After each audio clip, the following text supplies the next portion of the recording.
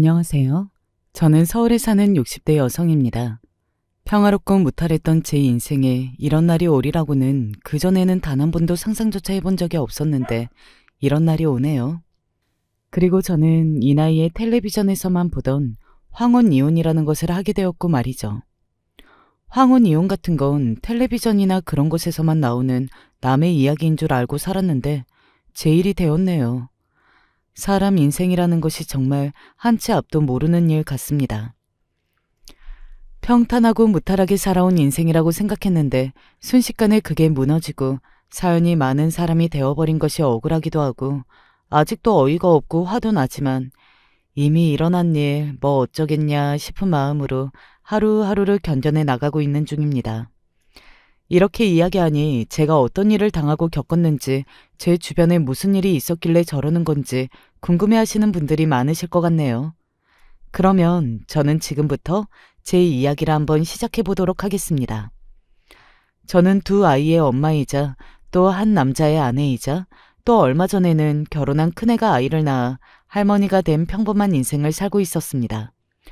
뭐 평범하다고 하면 평범할 수 있는 인생이었습니다. 한 가지 조금 다른 점은 저희 남편이 상당히 성공한 사업가였다는 거.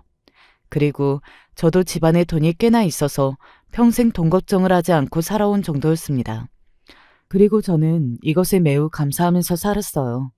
참 복받은 인생이라고 생각했었습니다. 그렇잖아요. 힘든 사람들도 많고 그리고 운이 좋지 않은 사람들도 많았는데 우리 가족은 운도 좋았고 힘든 일이 많지도 않았으니까요. 딸 하나 아들 하나였는데 둘 다 참 말을 잘 듣고 공부도 잘하는 아이들이었습니다. 속 한번 썩여본 적이 없는 아이들이에요. 큰딸은 본인도 변호사, 그리고 저에게는 사위가 되는 남편도 변호사입니다. 둘 다 아주 유능한 변호사라 아주 잘 살고 있어요. 그리고 둘째인 아들은 현재 자기 사업을 하고 있는데 그 또한 아주 잘 풀리고 있습니다. 며느리도 좋은 집안에서 교육을 잘 받고 잘 자란 예쁜 아이고요. 그러니 저는 걱정거리가 정말 하나도 없었어요. 친구들 사이에서도 가장 팔자 늘어진 여편네? 뭐 이런 말을 농담으로 늘 듣곤 했습니다. 아, 나는 얘 같은 인생이 너무 부러워. 걱정거리가 하나도 없잖아. 얼마 전에 걱정이 많은 얼굴로 있길래 뭐가 그렇게 걱정이냐고 물어봤더니 주말에 가족끼리 갈 식당 예약을 아직 못했다더라. 그게 인생의 아주 큰 걱정거리이네라고, 얘가. 나도 너 같은 걱정만 하면서 살고 싶다. 물론 그런 말을 칭찬으로 해주는 친구들만 있지는 않았습니다. 남들이 잘 살면 배가 아파하는 사람들이 있잖아요. 그래서 저에게도 늘 비꼬는 말로 이야기하는 친구도 있기는 있었어요. 하지만 저는 성격이 그런 것에 무던한 편이라 별로 신경 쓰지 않았고요. 그 친구가 언젠가 저에게 했던 말이 있습니다. 그렇게 평탄하게 사는 애들이 언젠가 한번 큰일 생기는 거야. 그런가? 너 인생 다 산 거 아니다. 끝까지 살아봐야 하는 거야. 한치 앞도 모르는 게 인생이라는 말이 왜 있는 거겠니?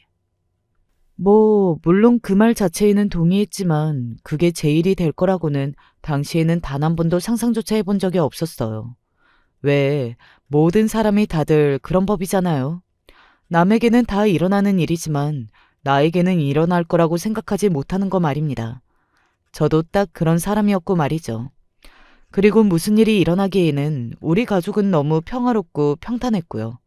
특히 남편이 정말 좋은 사람이었습니다. 친구들이랑 여행이라도 다녀와. 당신 몸 안 좋은 것 같은데 병원에 며칠 입원해 있어. 저에게 뭐든 해주고 싶어서 늘 안달내는 사람처럼 무언가를 사주고 해주고 하려고 했어요.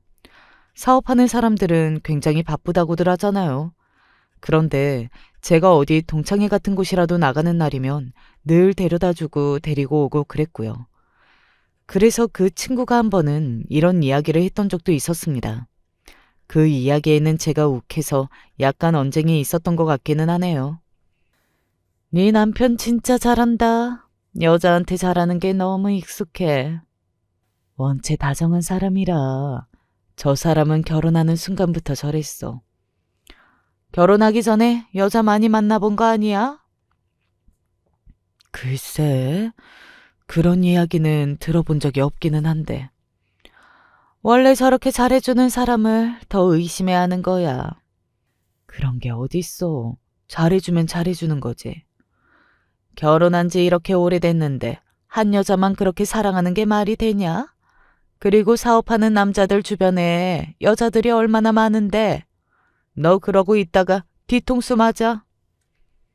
아무것도 안 하고 있는 남편이 그런 말을 뒤에서 듣고 있는 게 약간 기분이 나쁘더라고요. 그래서 입을 다물었습니다. 하지만 친구의 입은 멈추지 않았어요. 나중에 땅을 치고 후회하지 말고 미리미리 단속해. 뭘 단속하라는 거야? 주변 여자들 말이야. 혹시 모르잖아. 이미 2집 살림 같은 거 차리고 있을지. 정말 기가 막히더군요. 가만히 있다가 저를 데려다 줬다는 이유 하나만으로 남편이 그런 소리를 듣고 뭘 안다고 남의 집안에 대해서 그런 이야기를 하는 친구가 말이죠. 제가 인상을 팍 하고 썼어요. 그리고는 이렇게 말했습니다. 너 그렇게 남의 집에 대해서 함부로 이야기하고 그러는 거 아니야. 농담 가지고 뭘 그렇게 민감하게 반응해? 남이 듣기 싫어하는 것 같은 말이면 농담이라도 안 해야 하는 거 아니야? 그리고 너는 언제나 안 좋은 일로만 그렇게 이야기하잖아. 그게 어떻게 농담이야? 그냥 열등감이지. 뭐? 열등감? 그날 친구와 다투고 저는 더 이상 그 동창회에 나가지 않았어요. 그냥 마음이 맞는 친구들끼리 따로 보면서 지냈죠. 그러던 어느 날 이런 이야기를 듣게 되었습니다. 아, 걔 동창회에서 네 욕을 너무 하고 다녀서 다른 애들이 하지 말라고 했더니 하지 말라고 하네. 욕도 엄청나게 많이 해서 그날 완전 싸우고 모임 자체가 파투 났어. 엄한 애 하나 때문에 동창회도 못하고 이게 뭐니? 하고 말이죠. 그렇게 남에 대해서 안 좋은 이야기만 하고 헐뜯는 것이 취미인 사람이 있더라고요. 지금 제 상황이 그런 인간들에게 먹잇감을 준 건 사실이지만 뭐 그렇다고 해서 이런 선택을 하게 된 것을 후회하는 것은 아닙니다. 아, 이제 정말로 남편 이야기를 한번 시작해봐야겠네요. 제가 이 사연을 쓰게 된 이유이자 말도 안 되는 엄청난 배신감을 느끼게 되었던 그 주인공이 다름 아닌 제 남편이니까요. 그렇게 저에게 잘해줬던 그 인간 말입니다. 남편과 저는 선으로 만났습니다. 시어머니가 주선한 만남이었어요.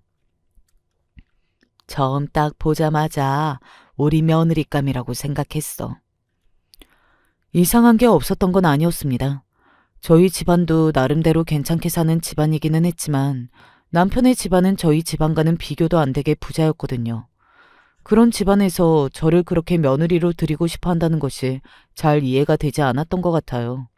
물론 저희 가족들은 엄청 좋아했지만요. 너 인생 펴는 거야.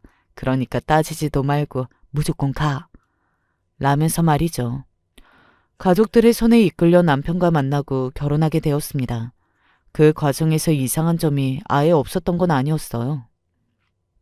근데 어머니는 저를 어디서 보셨다고 하셨어요? 친구분께 좋은 분이 있다고 이야기를 들으셨다는 거 말고는 저도 모르겠습니다. 첫 만남에 남편에게 물어봤더니 그렇게 이야기하더라고요. 그래서 그것도 의문이었고 고작 2번 만났는데 결혼부터 서두르는 것도 이상하기는 했습니다. 그래서 결혼 전에 한번 물어봤던 적이 있었어요. 결혼을 이렇게 서두르지 않아도 괜찮지 않을까요? 하고 말이죠. 그랬더니 시어머니가 펄쩍 뛰셨던 게 생각이 나네요.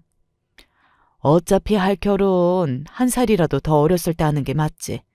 지나고 봐라. 일찍 결혼한 걸 나한테 감사하게 될 테니까. 라고 말이죠. 뭐 저도 남편이 마음에 안 드는 것도 아니었고 사람 마음이라는 것이 그렇잖아요. 부자고 잘 사는 사람이면 더더욱 마음에 가는 것 말입니다.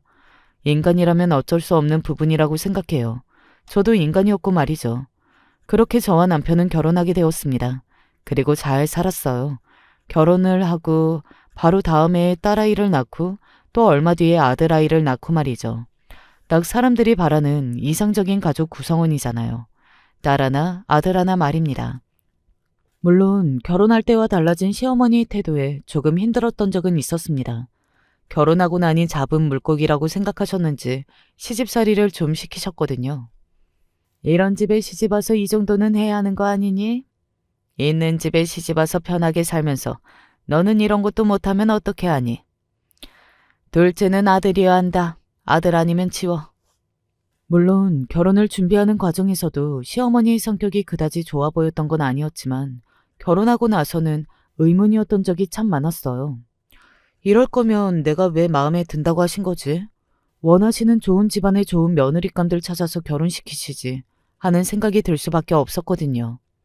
언젠가 남편에게도 이런 이야기를 한번 했던 적이 있어요.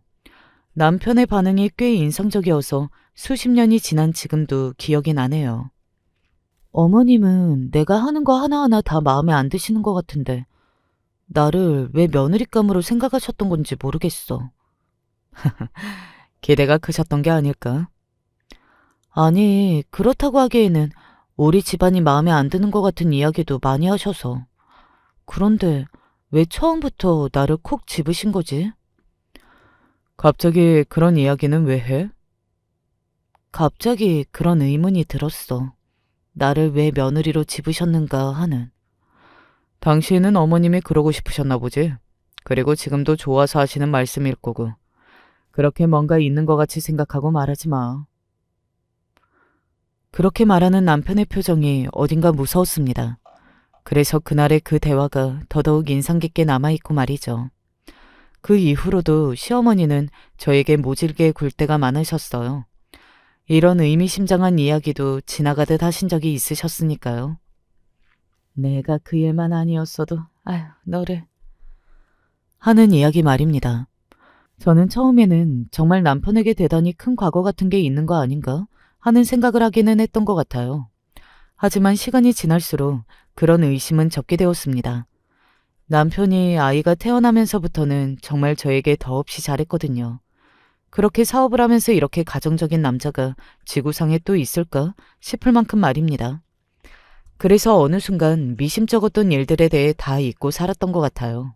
그리고 이런 생각도 들었고요.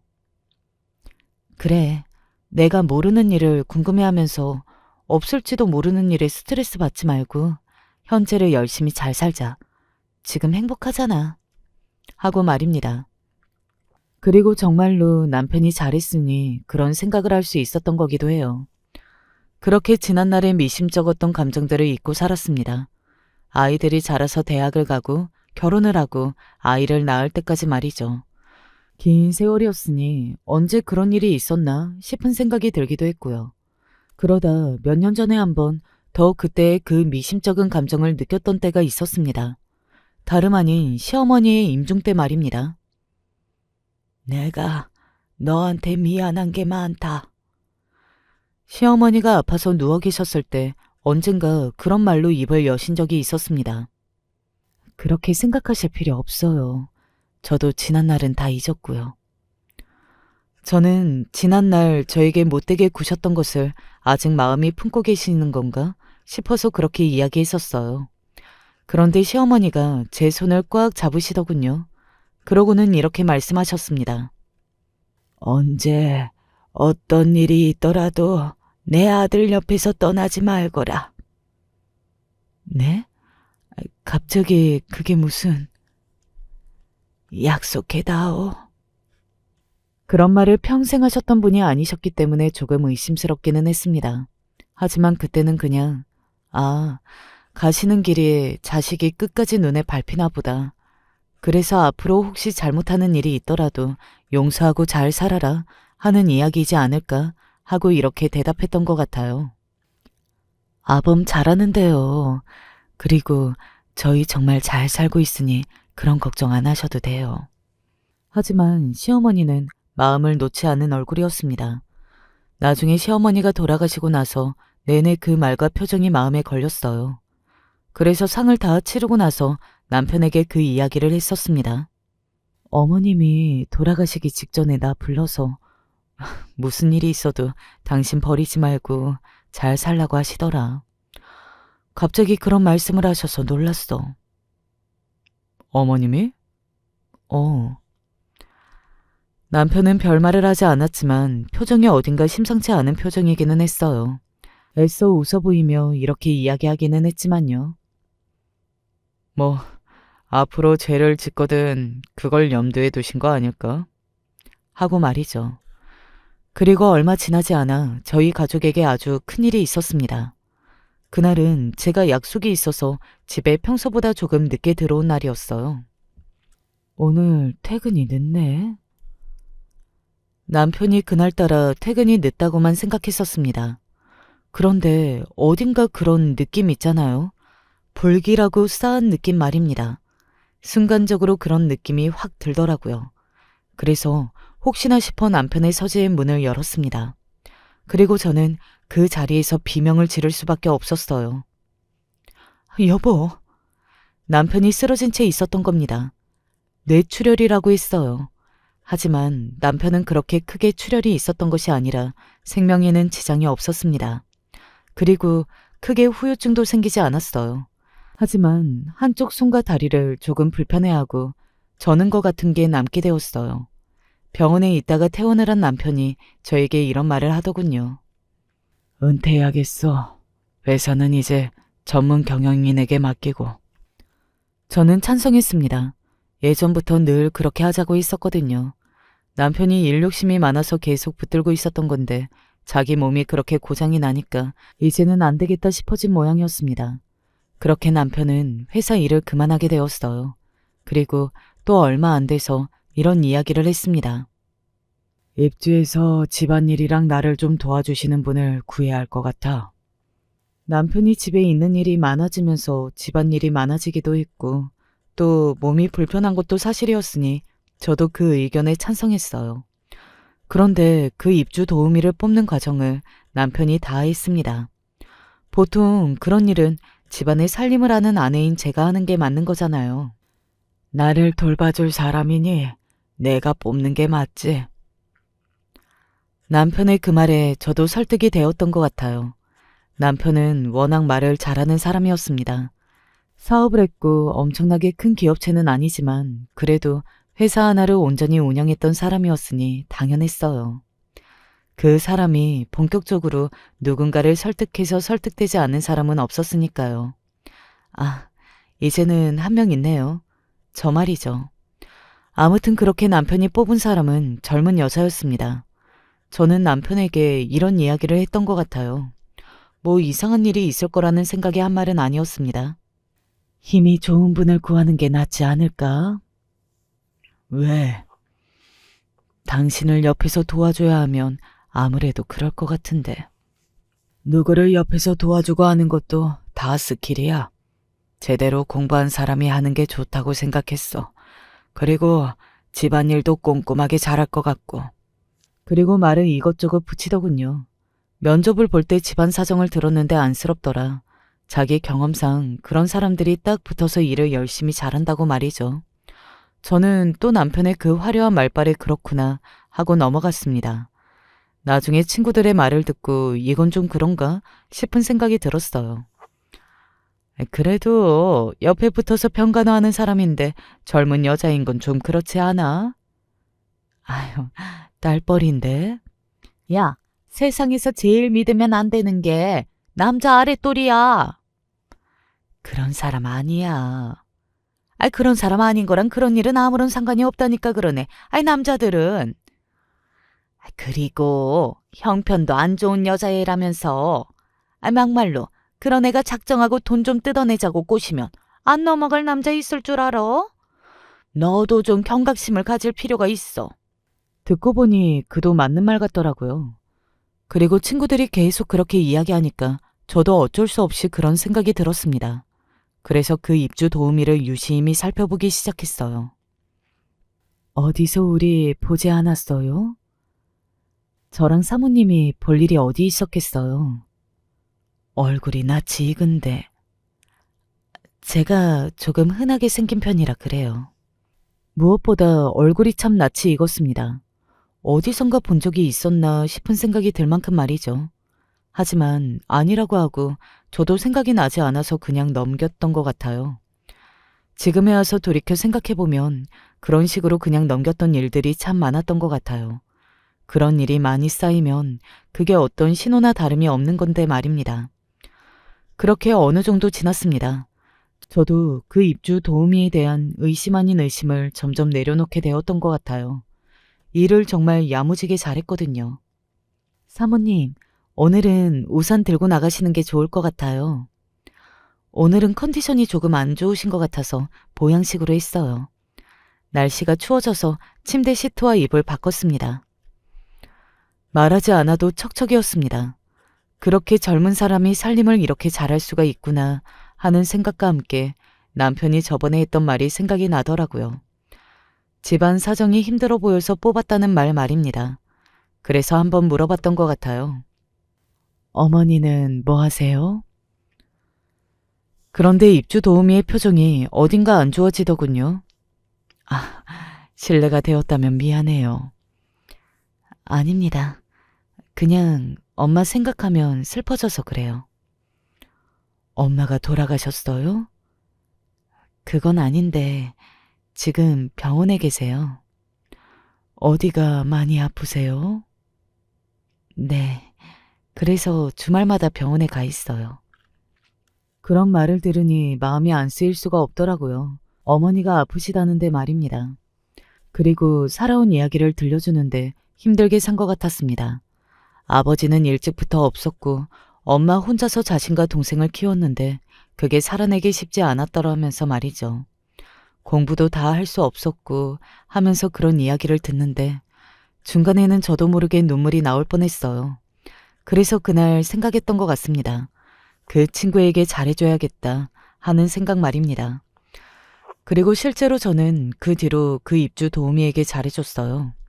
밖에서 맛있는 것을 먹고 들어오는 날에는 집에 포장도 해가고 그리고 옷이나 신발 같은 것도 사다 주고 말입니다. 딸 또래라 그런지 딸 같은 생각이 들기도 했던 것 같아요. 그렇게 지내다 보니 정이 들었고요. 그렇게 잘 지내고 있던 어느 날이었습니다. 남편과 그 입주 도우미가 함께 밥을 먹는 것을 제가 우연히 보게 되었어요. 그들이 잘못한 것도 아니었고 그게 제가 숨어서 볼 장면이 아니기도 했지만 뭔가 느낌이 이상했습니다. 이것 좀 먹어봐. 네, 먹고 있어요. 잘 좀 먹어. 그렇게 안 먹고 힘든 일을 어떻게 하나. 그런 대화를 나누면서 밥을 먹고 있는데 그 분위기라는 게 있잖아요. 두 사람이 풍기는 분위기 말입니다. 그 분위기가 상당히 친밀해 보였어요. 누가 보면 아빠와 딸이 아닌가 싶을 정도로 말입니다. 이상한 기분이 들더군요. 어딘가 좋지 않은 예감도 함께 말이죠. 그리고 이걸 느낀 건 저뿐만이 아니었어요. 누가 보면 내가 아니라 저 도우미 분이 딸인 줄 알겠어. 네가 봐도 그래? 너무 친한 거 아니야? 아니, 친하다기보다 분위기가 뭔가 친밀한 느낌이야. 네가 봐도 그렇단 말이지. 저 도우미 분이 엄청나게 잘하나 봐, 아빠한테. 사실 나중에 딸아이에게 들어보니 딸아이도 두 사람의 모습을 보면서 어딘가 이상하다는 생각이 들었지만 저를 생각해서 그리고 본인도 본인의 아빠를 그렇게 생각하는 것이 싫어서 그 정도로 이야기하고 넘어간 거라고 하더군요. 속으로는 별 생각을 다 했다면서 말이죠. 이런저런 생각들이 많았던 차에 친구들에게 이런 이야기를 듣게 되었습니다. 그 도우미 월급도 네 남편이 직접 줘? 그럴걸? 그걸로는 물어본 적이 없어. 알아서 하겠지 싶어서. 얘가 이렇게 대책이 없다. 그런 것부터 먼저 알아봐야지. 너 모르지? 양 회장님 때 도우미랑 양 회장님이랑 바람나서 그 집 사모가 다 뒤져봤더니 그간 월급이며 선물이며 엄청나게 해다 바쳤다더라. 너도 월급이랑 걔가 받은 거 있는지부터 알아봐봐. 애초에 네 남편이 그런 목적으로 젊은 여자를 들였을지도 모를 일이잖아. 설마 그럴까 하는 말을 하고 싶었지만 그때는 제 안에 피어난 의심이 아주 커진 상태였습니다. 그래서 친구가 하는 말에 뭐라고 반박하지 못했어요. 그리고 반박하지 못하는 그 상황에 더더욱 슬펐던 것 같아요. 나 과일 먹고 싶은 게 있는데 좀 사다 줄 수 있어? 오늘 내가 컨디션이 안 좋아서 나가기가 그러네. 저는 그렇게 이야기하고서는 입주 도우미에게 심부름시켰어요. 그러고는 그녀의 방에 조심스럽게 들어가 봤습니다. 방에는 별것이 없었어요. 그냥 짐가방으로 보이는 큰 가방 하나와 몇 개 되지 않은 옷가지들, 젊은 여자가 쓴다고 하기에는 단출한 화장품. 아무튼 짐이 정말로 없었습니다. 이곳에서 그래도 나름대로 오래 지냈다고 생각했는데도 말이죠. 아무래도 사치라 하는 사람이거나 돈을 바라고 집에 들어온 사람은 아닌 것 같다는 생각이 들었어요. 괜한 사람을 의심했나 싶어 미안해지는 기분이 들더라고요. 그런데 은행도 한번 확인해 봐야겠다는 생각이 들어서 서랍 하나를 열었습니다. 그런데 그 안에 통장이 있더라고요.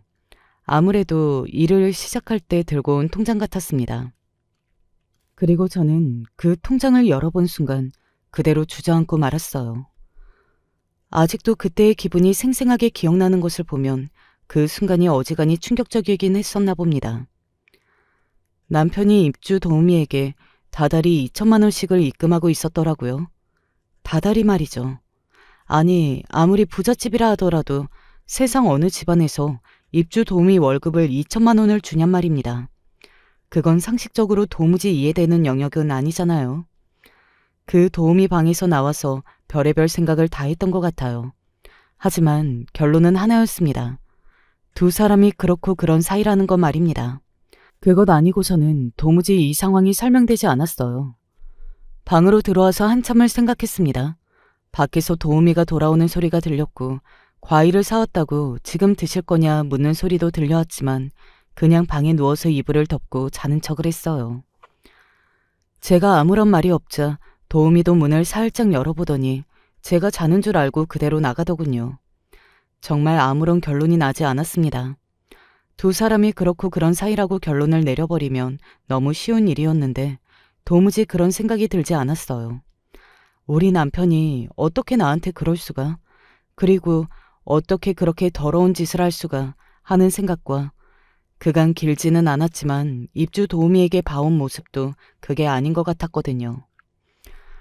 그런데 그렇지 않고서야 그 큰돈을 다달이 월급으로 줄 이유가 없잖아요. 저는 그 혼란 속에서 이불에 숨어 눈물만 흘렸습니다. 젊어서도 이런 걱정이나 고민은 해본 적이 없었어요. 그런데 60이 넘은 나이에 남편의 여자 문제로 이렇게 눈물을 지을 줄 그 누가 알았겠느냐 말입니다. 저도 그런 미래가 제 앞에 기다리고 있을 줄은 상상도 해본 적이 없었어요. 정말 사람 인생이라는 건 한치 앞을 모르는 일이기는 하더군요. 그렇게 누워있다가 어느새 저도 모르게 잠이 들었던 모양입니다. 눈을 뜨니 저녁 시간이 다 되어가고 있더라고요. 그렇게 계속 누워있을까 하는 생각을 했다가 화장실에 가고 싶어서 일어섰습니다. 화장실에 갔다가 목이 말라서 거실로 나갔어요. 그리고 제 눈에 뭔가가 들어왔습니다. 아주 살짝 열린 서재 사이로 빛이 나오고 있는 걸 말이죠. 거실에 불을 켜두지 않아서 컴컴한 와중에 그곳에서만 빛이 나왔어요. 저는 무엇인가 흘린 듯 그곳으로 천천히 걸어갔습니다. 너무 작게 대화를 나누고 있어서 무슨 말을 하는 건지 귀에 들어오지는 않았지만 그래도 남편과 입주 도우미가 뭔가를 이야기하고 있다는 것을 알 수 있었어요. 그리고 그걸 깨닫고 나니 눈이 뒤집히는 기분이 들었습니다. 사람이 정말로 화가 나면 이성을 잃을 만한 상황이 생기면 평소 성격과 다른 행동을 하게 되는 것 같아요.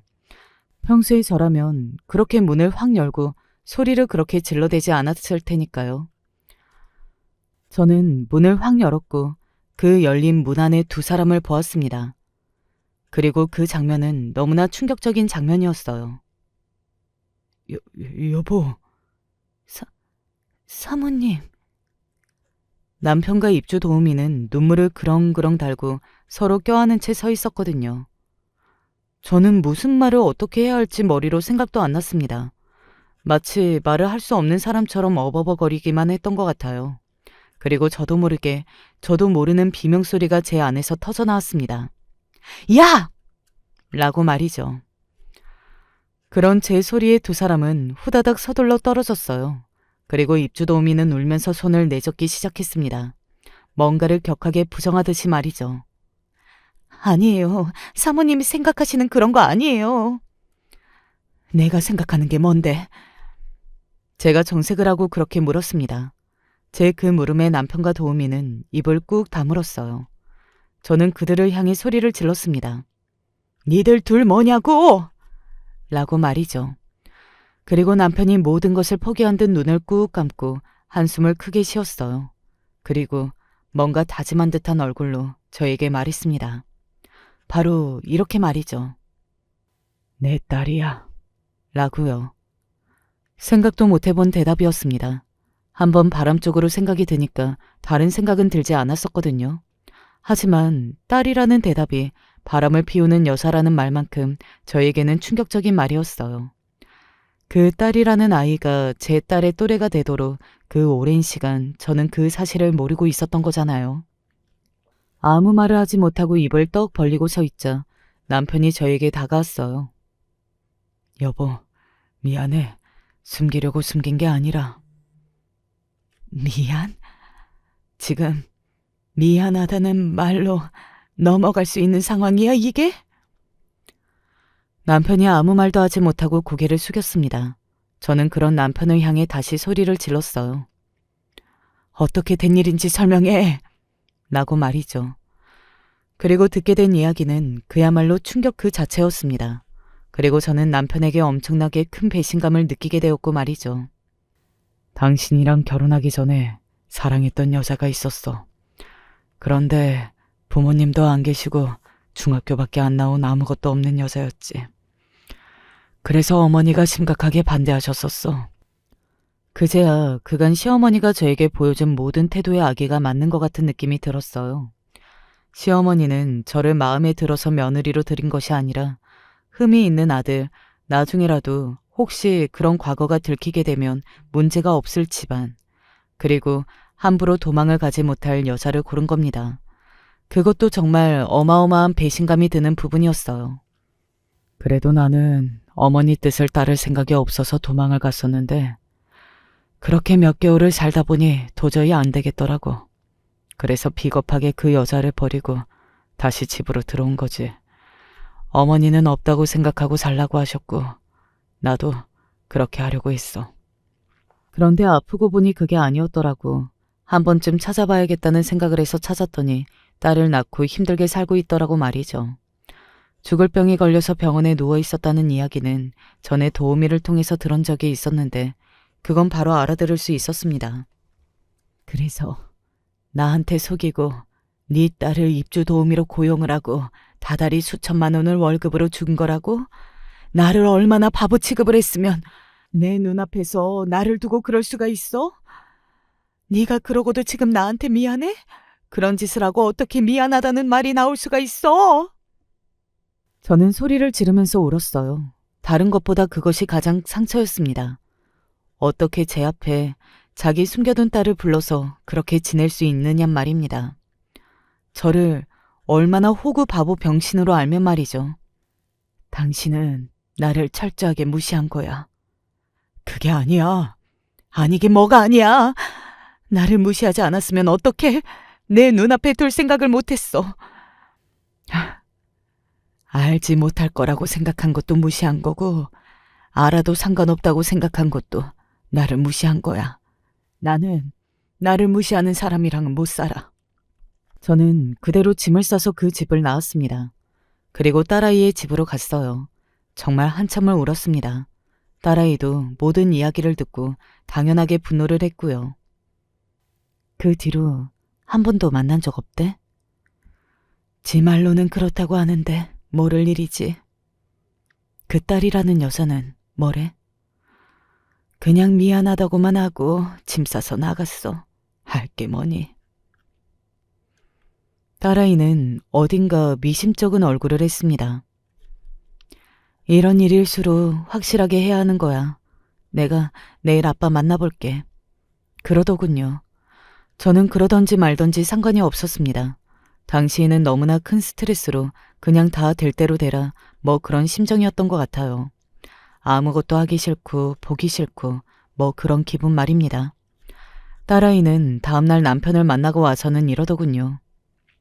그러고 나서 단 한 번도 본 적 없고 병원비 주는 거랑 그런 거 말고는 도움 줄 생각도 없대. 그러면 집으로는 왜 불러들인 건데? 그냥 아프고 그러고 나니 한 번쯤 보고 싶다 생각도 들었고, 또 마침 그런 일을 했었다고 하니 일자리도 주고 할 생각을 한 거지. 아빠는 그렇게까지 깊게 생각 안 하셨다고 하더라고. 내가 그래도 엄마한테 밝히지 않은 건 배신이라고 했더니 자기도 안다고 미안하다고 우시더라. 나는 조금 안쓰러웠어. 며칠 딸아이의 집에서 지내면서 생각이 조금 정리되기도 했었고, 또 딸아이의 그 말을 들으니 마음이 약해지기는 하더라고요. 또 주변에서 이런 이야기를 하는 것을 듣기도 했고 말이죠. 그래도 여자 아닌 게 어디야? 아이, 맞아. 딸인 게 훨씬 낫다, 야. 어린 여자랑 붙어먹은 거였으면 그게 더 미친 새끼인 거 아니야? 에휴, 물론 너는 지금 너무 속상하겠지만. 그리고 남편이 몇 번이나 와서 사과를 했어요. 최종적으로는 그 입주 도우미도 저에게 사과를 하러 왔고 말이죠. 얼굴을 보자마자 무릎을 꿇더군요. 사모님을 속일 생각은 없었습니다. 정말 무시해서 그래도 된다고 생각해서 그런 것 아닙니다. 저는 그냥 돈을 벌어야 했고, 또 평생 아버지라는 사람이 없었으니 그 옆에서 아버지가 있는 인생이라는 건 어떤 건지 조금 느껴보고 싶기도 했어요. 그 말을 들으니 저도 모르게 마음이 약해지더라고요. 아버지 없이 홀어머니 밑에서 고생한다고 대학도 나오지 않고 일만 했다는 그 이야기가 생각이 나면서 말이죠. 그리고 그때 왜 그랬는지는 모르겠는데 이런 말을 했습니다. 어머니는 지금 어디 병원에 계세요? 하는 말 말이죠. 뭐 따지러 가는 거거나 머리채를 잡으러 가는 건 아니라고 안심하라는 말을 했더니 조금 망설이다가 어느 병원에 있는지 이야기해 주더군요. 많이 망설였습니다. 그 병원에 갈지 말지 말이죠. 하지만 한 번은 얼굴을 봐야 할 것 같은 느낌이 들었어요. 그래서 그날 남편을 만나고 그 여자를 만날 생각으로 집을 나섰습니다. 그리고 그날이 남편과 끝내기로 결심한 날이 되었어요. 그날 일을 말씀드릴게요. 남편을 만날 때까지만 해도 괜찮았어요. 내가 정말 잘못했어. 그런데 당신을 만나고 나서는 단 한 번도 그 사람 만난 적 없어. 그냥 잊고 살았어. 정말이야. 그러다 쓰러지고 나서 죽을지도 모른다고 생각하니까 잘 사는지 궁금해지고, 그제야 나도 딸이 있다는 것도 안 거고. 그리고 그러고 나니 내 자식인데 모른 척할 수가 없었어. 남편이 너무나 밉고 너무나 원망스러운 마음이 들었지만 그래도 인간적으로 아예 이해가 되지 않는 것은 아니었습니다. 그리고 무엇보다 저와 결혼을 하고 나서는 한 번도 만나지 않았다는 것, 그리고 딸이 있었던 것도 이번에 처음 알았다는 것이 조금 제 마음을 움직였던 것 같아요. 지나고 보니 그게 무슨 상관인가 싶지만요. 어차피 일어난 일의 말입니다. 어느 정도는 남편을 용서하고 받아들일 마음을 가지고 그 병원으로 향했어요. 심장이 목 밖으로 나올 것 같은 두근거림이 느껴졌습니다. 무슨 말을 어떻게 해야 할지도 모르겠다는 생각이 들었지만 그래도 한 번쯤은 얼굴을 보고 넘어가야 할 것 같았어요. 저 때문에 죄송합니다. 그렇게 이야기하는 남편의 첫사랑은 정말 당장이라도 죽을 것 같은 얼굴을 하고 있었습니다. 한눈에 봐도 굉장히 많이 아픈 사람임이 분명했어요. 그런 사람을 보고 제가 무슨 말을 어떻게 더 할 수 있었겠어요. 오히려 제가 미안하다는 생각이 들 정도였다니까요. 그러면 안 된다는 걸 알면서도 아빠 옆에 한 번쯤은 있고 싶다는 딸의 말에 화를 낼 수 없었어요. 평생을 아빠 없이 살아온 게 한이 맺힌 아이라.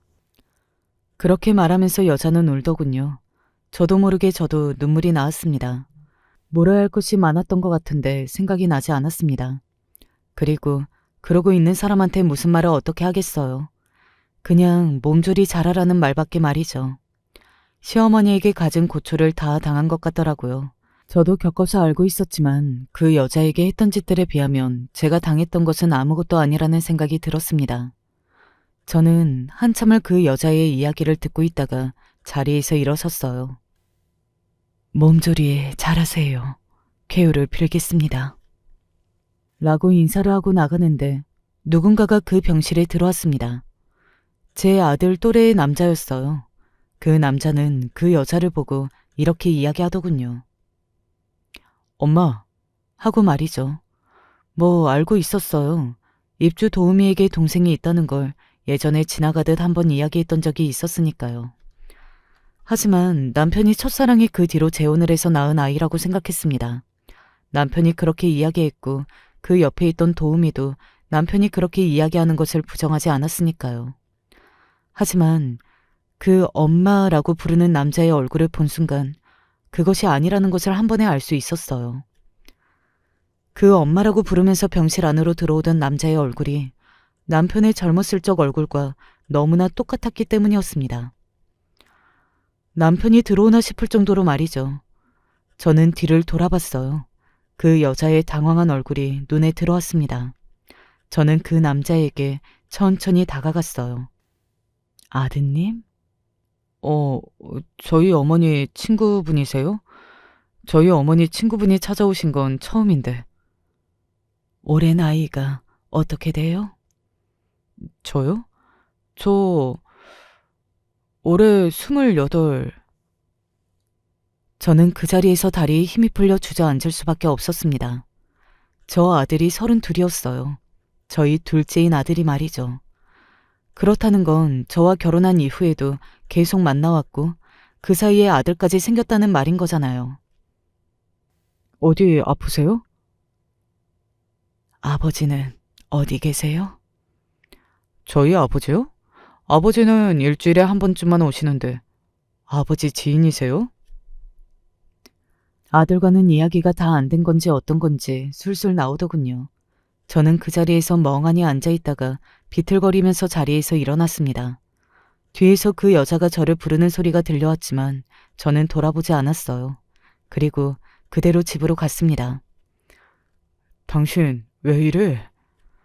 짐을 챙기는 저를 보고 남편이 물었어요. 분명 조금 전까지만 하더라도 다 이야기가 되었다고 생각했을 텐데 제 태도가 갑자기 바뀌었으니 당황한 것 같았습니다. 그 여자 병원 갔다가 네 아들 봤어. 제 그 말 한마디에 남편이 멈춰 섰습니다. 남편은 제가 무슨 말을 하는지 단번에 알아들었어요.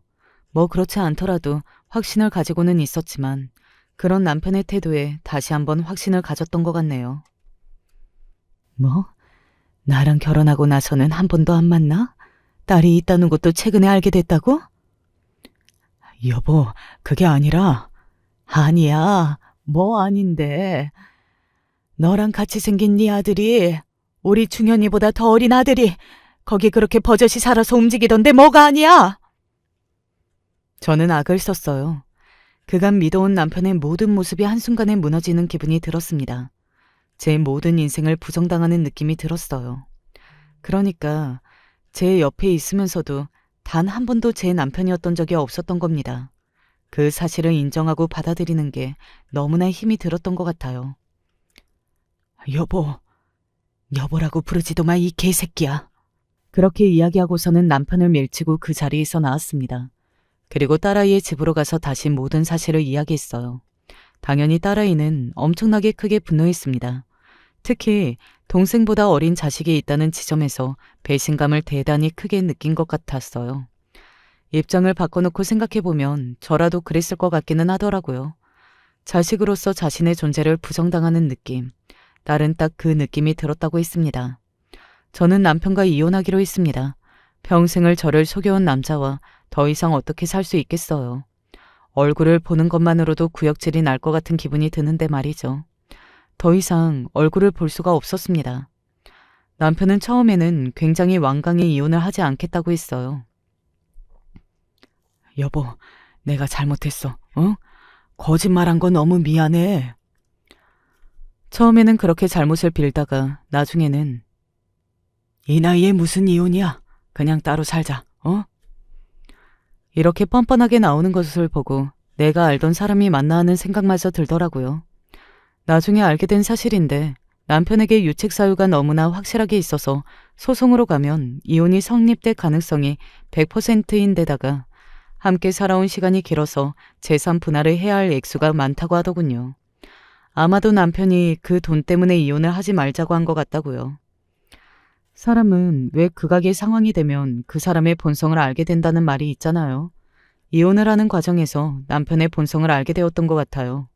30년 이상을 함께 살면서 그런 사람이라고는 단 한 번도 상상조차 해본 적이 없었거든요. 아니, 저 사람이 내 재산 불리는데 한 게 뭐가 있다고 재산 분할을 그만큼이나 해줘야 한다는 겁니까? 이건 내가 힘들어 번 내 돈이라고요. 이런 말을 할 수 있는 사람이라는 것도 그때 처음 알았던 것 같네요. 이혼 소송은 당연히 저의 승리로 끝이 났습니다. 뭐 누군가는 이혼만 해주면 그 인간들만 좋아서 같이 살면서 하하호호 하는 거 아니냐고들 했지만 저는 남편이 그렇게 하지 못할 거라고 생각했어요. 체면 같은 것을 굉장히 중요하게 생각하는 사람이었거든요. 자기 엄마 닮아서 말이죠.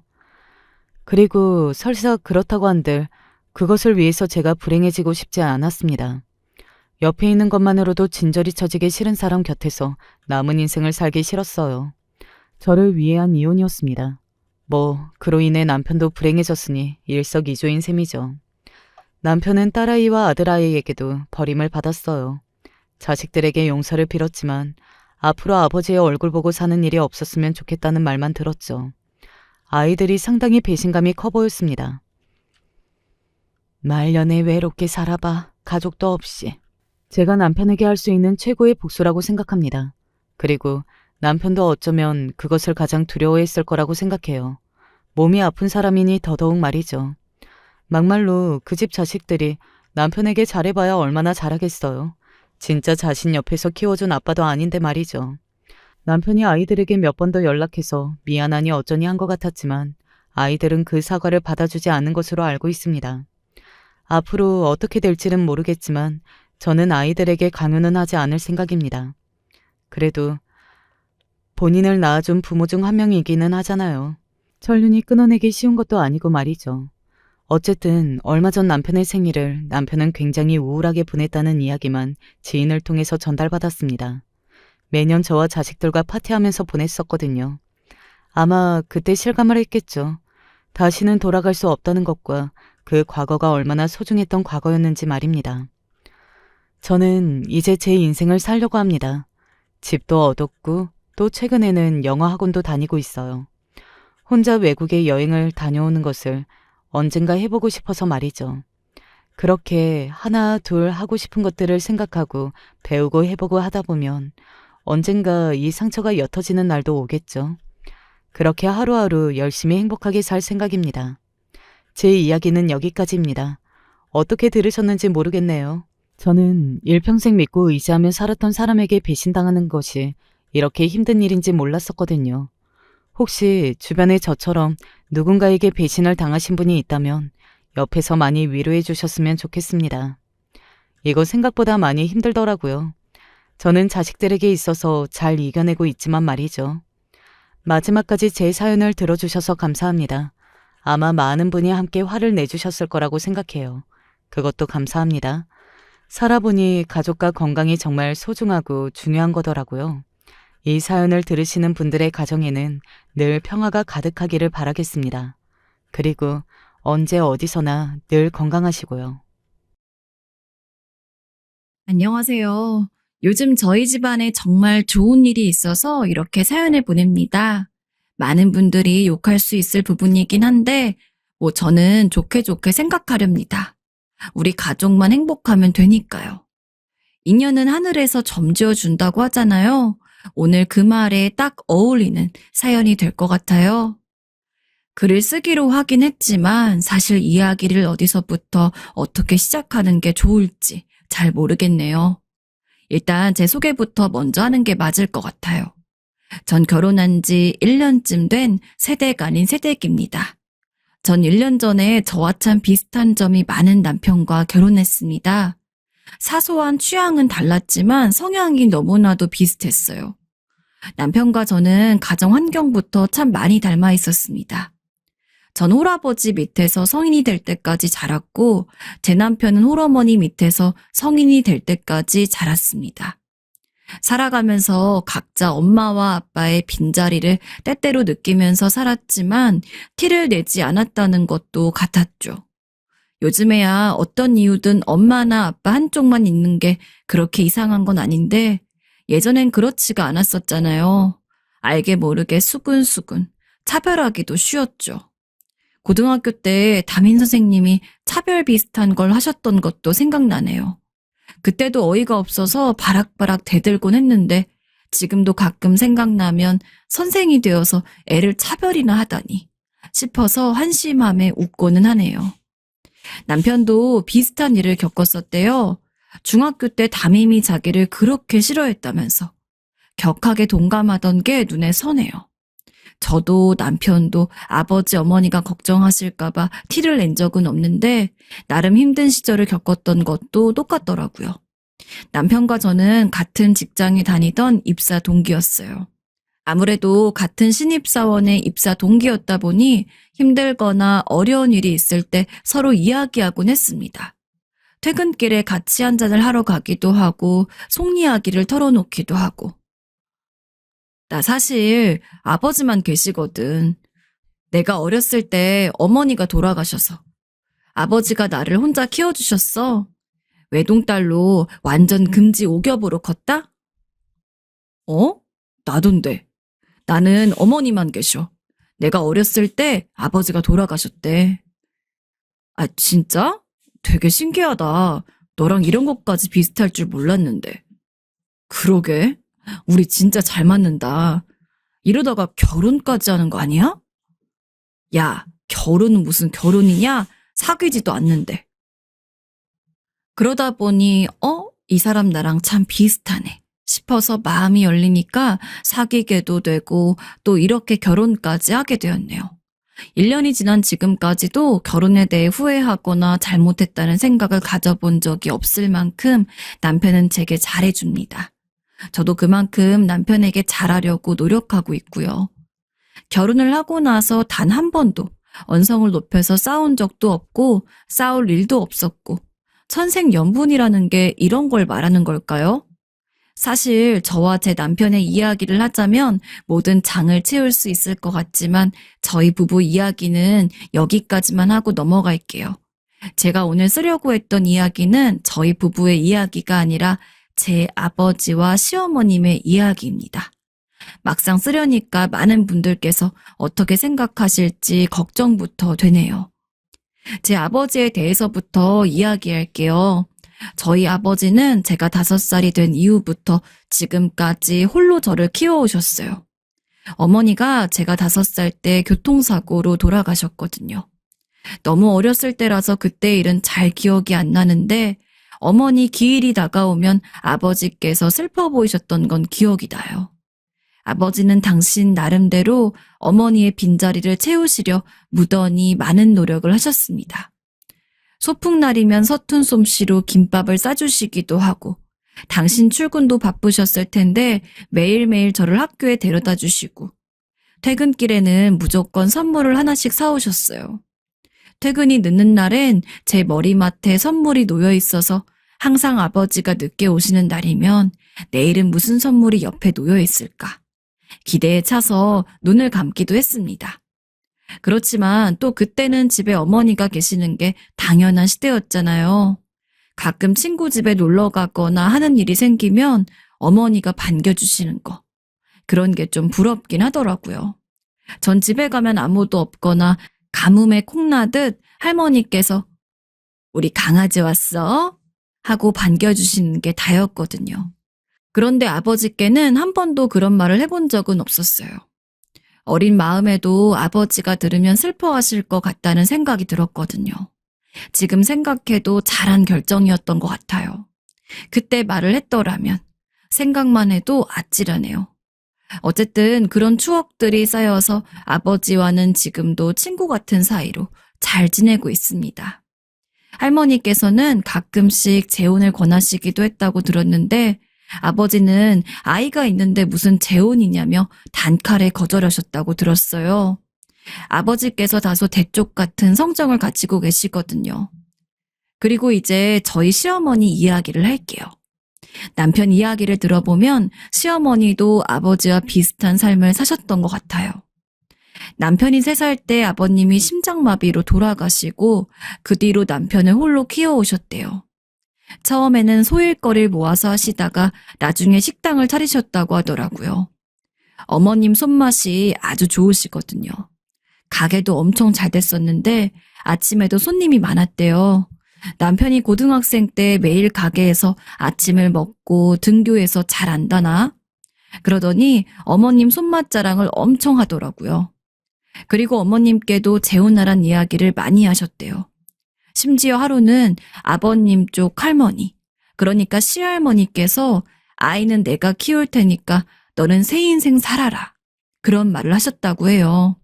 근데 어머니께서 그럴 순 없다고. 아이는 제가 키울 거라고 하셔서 지금까지 쭉 혼자셨다고 하더라고요. 어머님도 저희 아버지도 책임감 때문에 많이 희생하고 사셨던 것 같아서 그런 얘기를 들으니까 알게 모르게 동질감이 들었습니다. 결혼 전부터 그런 에피소드들을 많이 접했던 터라 저나 남편이나 서로 인사를 드리러 간 것은 처음이었지만 왠지 모를 내적 친밀감이라고 해야 할까요? 처음 뵙는데도 어색하지가 않았습니다. 물 흐르듯이 자연스러운 허락을 받고 상견례 날이 되었던 게 기억이 나요. 저희 아버지와 어머님은 서로 처음 뵙는 자리인 게 맞았죠. 어머, 어머, 엄마, 왜 그래? 아, 안녕하십니까, 장인어른. 안녕하세요, 어머님. 뭔가 상견례장에서 처음 뵙는 느낌이 아니었어요. 어머님도 굉장히 놀란 얼굴로 저희 아버지를 보시고 저희 아버지가 좀처럼 당황하는 일이 없으신 분인데 어머님을 보시곤 당황하시면서 헛기침을 하시더라고요. 그 반응 이후로는 두 분 다 별 말씀이 없으셔서 그냥 처음이라 당황하셨나. 어머님도 아버지도 이런 자리는 아무래도 처음이다 보니까 그럴 수도 있겠다 싶었어요. 그래서 찝찝한 마음을 내리누르곤 그냥 넘어갔습니다. 상견례장에서 그것 말고는 별일도 없었고 저희는 순조롭게 결혼식을 올렸습니다. 그런데 그 뒤부터 어머님께서 자꾸 은근하게 저희 아버지 안부를 물으시더라고요. 원체 어머님 성격이 활발하시고 다정하신 편이라서 며느리네 아버지가 혼자 사시는 게 좀 신경 쓰이시나 보다 싶었어요. 오늘 내가 김치를 맛있게 담갔는데 아버지 좀 갖다 드려라. 혼자서 밥은 잘 챙겨 드시는지 모르겠네. 그런데 아버진 혼자 드시고 다른 여자는 안 만나셨대? 어떻게 그 나이 먹고 혼자 사시지? 대단하시네. 아빠야 뭐, 저 때문에 재혼 안 하신 거죠. 저도 항상 고맙고 죄송스럽게 생각해요. 그래도 사돈이 얼굴이 잘생기셔서 쫓아다니는 여자들은 많았을 것 같아. 어머니가 반찬도 챙겨주시고 안부도 여쭈어주시는 게 처음엔 참 감사했는데 이런 말들을 들으니 자꾸 사람한테 감이라는 게 있잖아요. 특히 여자한테는 직감이라는 것도 있고 왠지 어머님이 아버지에게 마음이 있는 것 같다는 느낌이 불현듯이 들더라고요. 그래서 어머님께 조심스럽게 여쭸어요. 혹시 아버지께 마음이 있으신 거냐고. 전 어머님이 미쳤다면서 저를 꾸짖으실 줄 알았거든요. 차라리 그렇게라도 확인을 받고 싶었던 것 같아요. 계속 아버지 갖다 드리라는 거 거절하는 것도 곤욕이었고요. 어머나, 이게 그렇게 보였니? 난 그냥 사돈이 혼자 계시니까 걱정이 돼서 그랬지.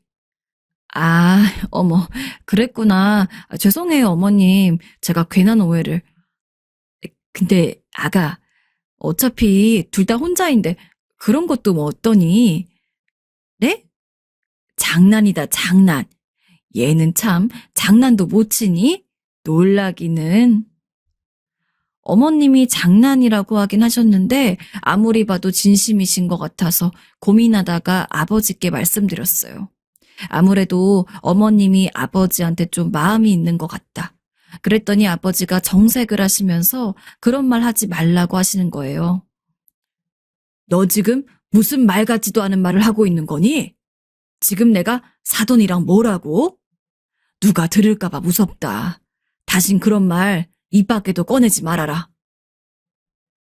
저는 아버지가 그렇게 정색하시는 모습을 그때 처음 본 것 같아요. 그렇게 이 일이 일단락되는 것 같았습니다. 잠시간은요. 어느 날 그냥 여느 때처럼 어머님을 뵈러 남편과 함께 어머님 댁으로 갔었어요. 어머님과 종종 반주를 하면서 맛있는 걸 먹곤 했어서 술을 곁들이자는 말씀에 좋다고 했습니다. 남편은 술을 전혀 못해서 저와 어머님만 먹고 있었는데 어머님이 문득 그런 얘기를 하시더라고요. 본인 첫사랑이 누구인지 아냐며. 저는 어머님 첫사랑 얘기를 해주시려나 보다 했어요. 남편도 처음 듣는 얘기인지 흥미진진하게 들을 준비를 하더라고요.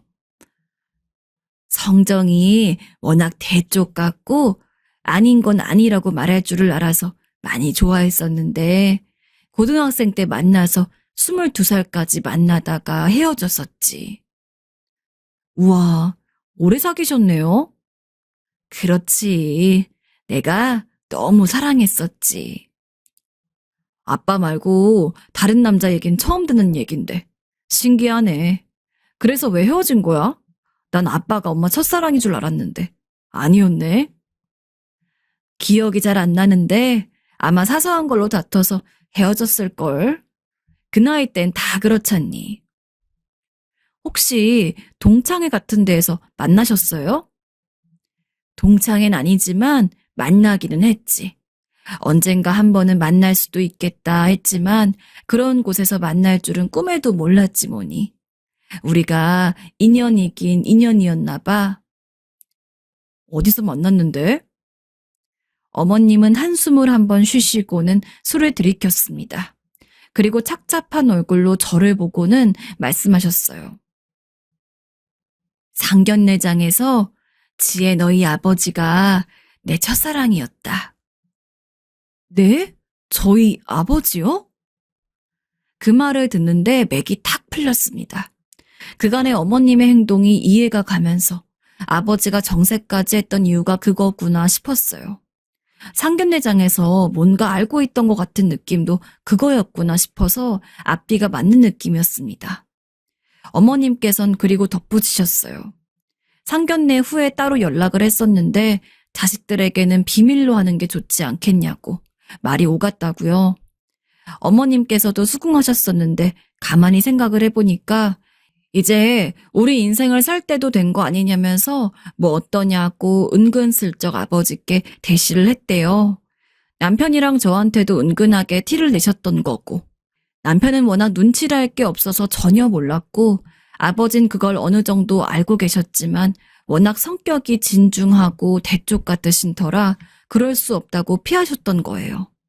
근데 아마 싫으셨던 건 아닌 것 같아요. 아버지 성격에 정말 싫으셨으면 아예 연락처도 바꾸고 차단하고 다시는 시어머니 얘기는 하지 말라고 하셨을 텐데 그런 말 한 번도 하신 적도 없고 연락처도 안 바꾸셨거든요. 그날은 그 길로 어머님 댁에서 저희 집으로 돌아왔습니다. 돌아오는 내내 서로 생각에 잠겨서 아무 말 없이 왔던 것 같아요. 저도 이런 경우는 처음이라 어디서부터 이야기를 꺼내야 할지 감을 못 잡았었는데 남편이 먼저 말을 꺼내더라고요. 당신은 어때? 뭐가 말이야? 우리 엄마 말이야. 엄청 고생하면서 나 키우셨거든. 남자라곤 정말 돌아가신 아빠밖에 모르고. 내가 성인이 되고 나서도 쭉. 장인 어른께서도 그러셨지? 그랬지. 나 때문에 재혼도 안 하시고 지금까지 쭉 혼자 사셨으니까. 나도 아버지가 연애하는 거 한 번 못 봤네. 진짜 고생 많이 했다 우리 아빠. 그렇게 말문을 트고 나니까 결론은 일찍 나더라고요. 두 분 다 30년 가까이 자식만 보시면서 사셨는데 두 분만 좋다고 하시면 잘 되는 것도 괜찮겠다. 아직 아버지 의중은 엿줍지 못했지만 싫다고 하지 않으실 것 같았어요. 그래서 그런 이야기도 했어요. 서로 모르는 사이도 아니고 첫사랑이신데 비록 우리가 먼저 만나서 사귀고 결혼을 해서 혼인신고는 못 하시겠지만 법적 부부는 아니더라도 두 분이 같이 살면 좋지 않겠느냐고. 남편도 동의했습니다. 저희가 가족으로 엮이지 않았다면 재혼하셨을 것 같다는 느낌이 문득 들었어요. 두 분이 공통점도 많으시니까 금방 마음을 여실 것도 같더라고요. 배우자를 일찍 여의고 자식만 보고 살아온 30여 년의 세월과 자식이 하나밖에 없는 점과 어쩌면 지금 느끼고 계실 감정까지 비슷할 것 같아. 그래서 다음 날에 전 아버지 댁으로, 남편은 어머님 댁으로 가서 저희의 의견을 전달했습니다.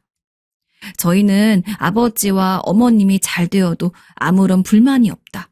오히려 그렇게 두 분이 만나서 같이 사시고 행복해지시면 그게 더 좋다. 이제 자식 생각 마시고 본인 인생 사셔라. 말씀을 다 드렸는데 아버지가 완강하게 거부하시면서 무슨 소리냐며 난 사돈과 그럴 생각이 없다며 말씀하셨어요. 사돈이 아니었으면 생각해 봤을 거란 이야기 같았죠. 그래서 매일매일 연부를 외듯이 난 아버지가 행복하셨으면 좋겠다. 정말 나는 상관이 없다. 30년을 나만 보고 살았으면 이제 아버지 인생을 살 때도 되셨다 했더니 아버지도 점점 받아들이시는 것 같더라고요. 어머님과 만나진 않는데 종종 통화도 하고 그러시는 것 같았어요. 사실 어머니께 들었습니다. 남편과 어머니 댁에 갔는데 소녀처럼 수줍게 웃으시면서 요새는 통화 정도는 한다고 이야기를 하더라고요. 그렇게 몇 개월쯤 흘렀을까? 어머님 표정이 좀 어두우시더라고요.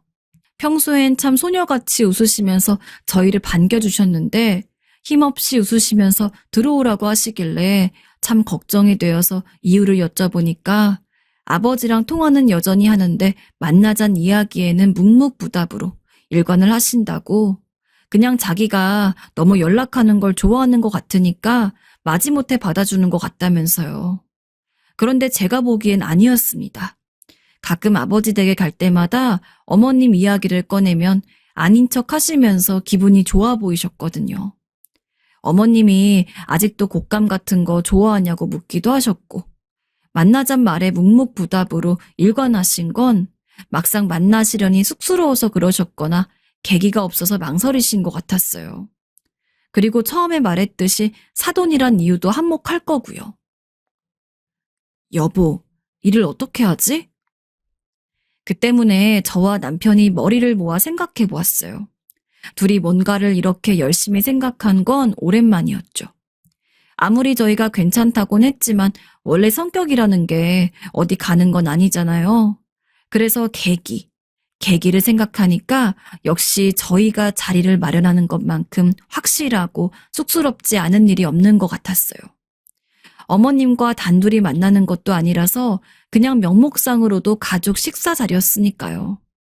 남편과도 상의를 했는데 남편도 좋은 생각이라면서 자기가 당장 식당을 예약하겠다고 하더라고요.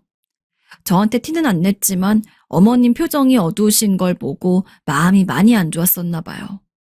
그래서 상견례 때보다 더 좋은 식당에 예약했습니다. 아버지께도 미리 말씀드렸어요. 이번 주말에 다 같이 식사나 할까 해요. 갑자기 식사는 왜? 아버지, 어머님 많이 서운해 보이시던데요. 몇 달 동안 연락은 잘 받아줬으면서 만나는 건 계속 거부하신다고. 쑥스러워서 그러신 거 맞죠? 쑥스럽긴 무슨, 그런 거 아니다. 에이, 다 알아요. 부끄러우신 거. 그래도 어머님한테 그만 그렇게 하세요. 어머님 표정도 어둡고 많이 속상해 보이셨거든요. 아버지가 마음이 없다고 생각도 하시고요.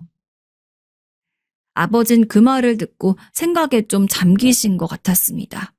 그리고 그날은 그게 끝이었던 것 같아요. 평소처럼 밥 정도만 먹고 전 집으로 돌아왔습니다. 뭔가 배웅할 때까지 아버지는 생각이 많으신 얼굴이었어요. 어머님이 아버지 앞에서는 마냥 밝고 소녀 같으셔서 전혀 그런 낌새를 못 느끼셨나 봐요.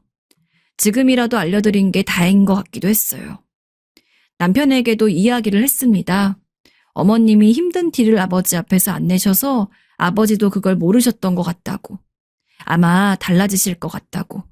했더니 잘 됐으면 좋겠다고 하더라고요. 저도 마찬가지였어요. 막연하게 두 분 관계가 좀 더 나아지겠거니 생각하다 보니 어느새 주말이 다가왔습니다.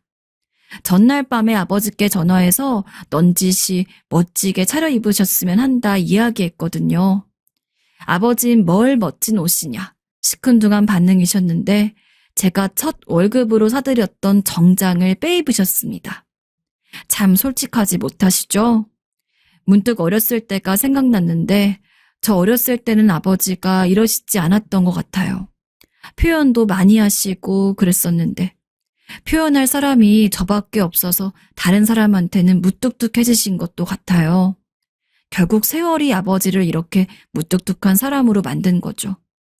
한편으로는 참 씁쓸하기도 하다가 이젠 어머님과 함께 하시면 예전의 아버지로 다시 돌아오실까 싶기도 했습니다. 저는 잘 알지도 못하는 20대의 아버지로요. 그렇게라도 남은 여생 알콩달콩 사시면 더 바랄 게 없을 것 같았어요. 말로는 아니라고 하시는데 차려입으신 아버지는 제가 모셨고 샵까지 예약하셔서 다녀오신 어머님은 남편이 모시기로 했습니다. 당연하다면 당연하게도 저희가 먼저 식당에 도착해서 룸에 들어가 있었어요. 전 마냥 설레고 새롭기만 했는데 아버지도 마찬가지였나 봐요. 저랑 이야기를 하던 도중에도 계속 힐끔힐끔 문 쪽을 쳐다보더라고요. 아빠, 그렇게 어머님이 보고 싶어요? 자꾸 문 쪽을 보시네. 너도 참 별걸. 그래, 보고 싶다. 됐냐? 아유, 이렇게 솔직하시기만 하면 좀 좋아? 이따 어머님 오셔도 그렇게 표현하시기에요. 됐다 그래.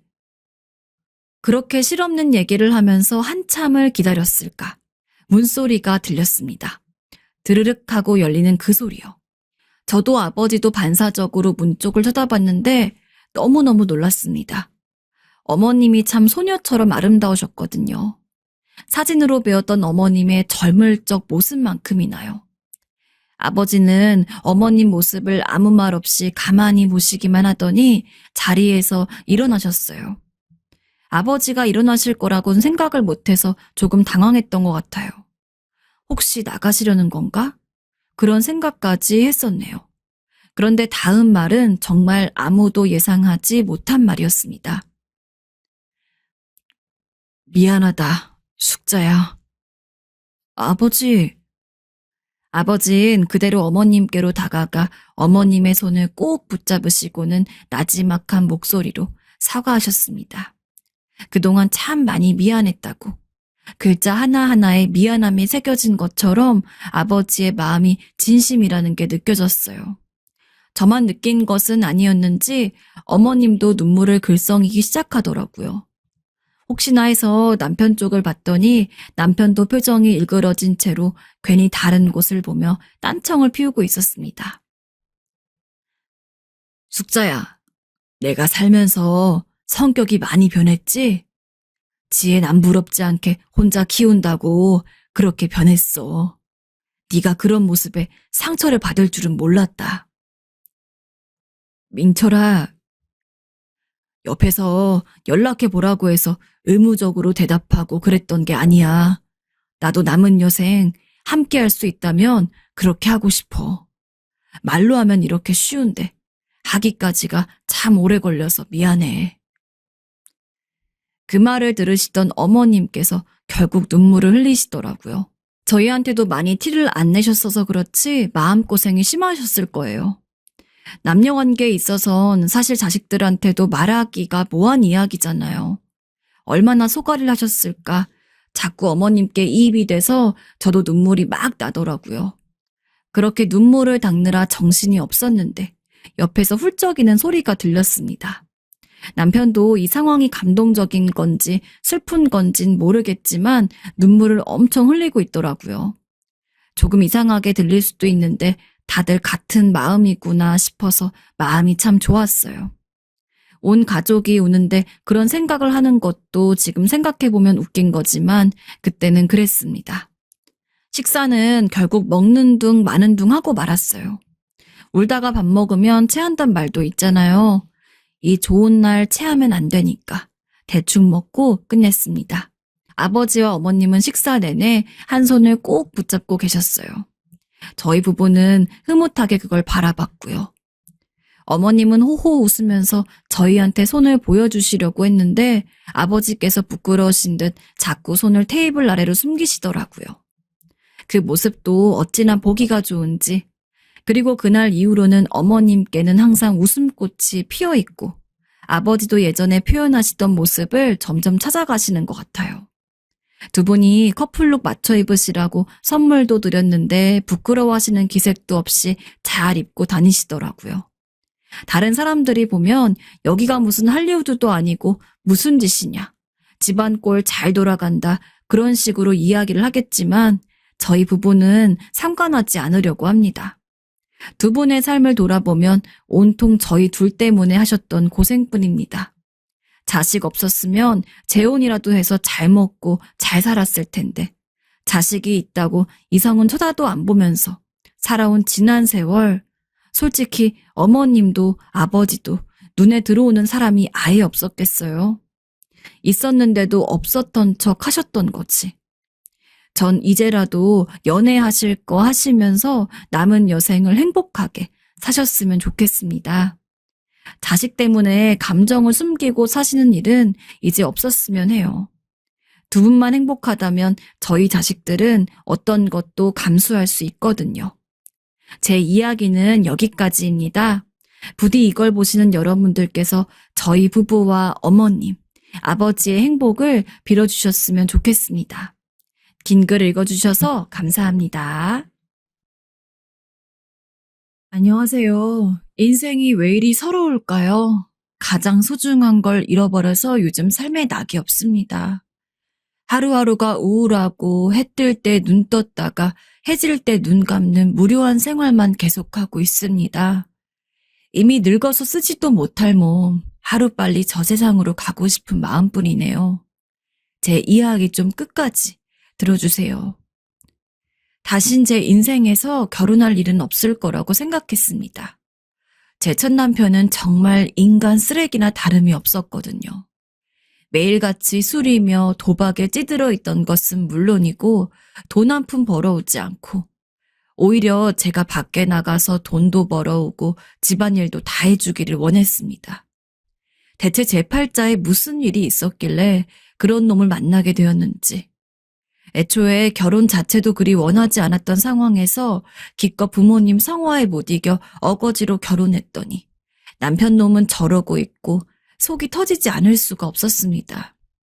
제 인생이 가장 중요했는데 남편 때문에 제 인생은 한 톨도 신경 쓰지 못하고 매일같이 남편 밥 뭘 차려줘야 할지, 집안일은 또 언제 다 해야 할지, 그러면서 또 돈은 언제 벌어와야 하는지에 대한 고민으로 한동안 스트레스성 탈모도 왔었습니다. 그러고도 제 머리를 보고 남편은 그러더라고요. 야, 머리 너무 흉하다. 어떻게 좀 해라. 여자가 그게 뭐냐?